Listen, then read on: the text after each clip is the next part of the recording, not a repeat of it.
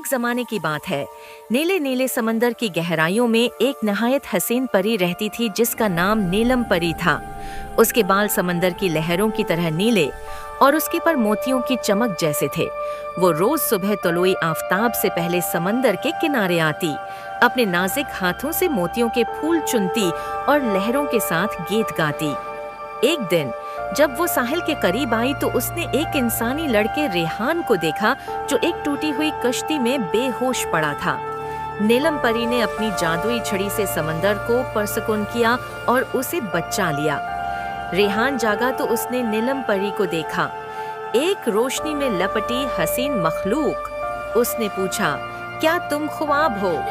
नीलम मुस्कुराई, नहीं, मैं समंदर की बेटी हूँ। रफ्ता रफ्ता दोनों में दोस्ती हो गई।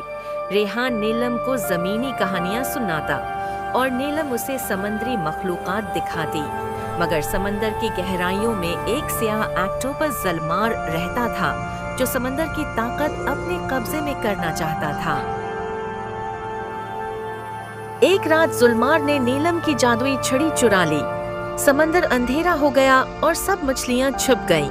रेहान ने हिम्मत करके नीलम के साथ ज़ुल्मार के गार में जाने का फैसला किया।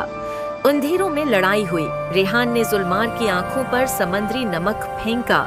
नीलम ने अपनी गाई हुई दांव से लहरों को बुलाया।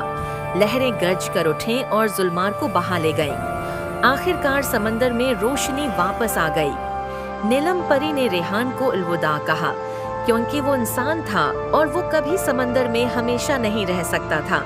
रेहान मुस्कुराया, तुम्हारी दोस्ती मेरी जिंदगी की सबसे कीमती चीज है। नीलम आंसू के मोती छोड़कर लहरों में गायब हो गई। जब भी चांदनी रात में समंदर नीला चमकता है, लोग कहते हैं ये नीलम परी की रोशनी है।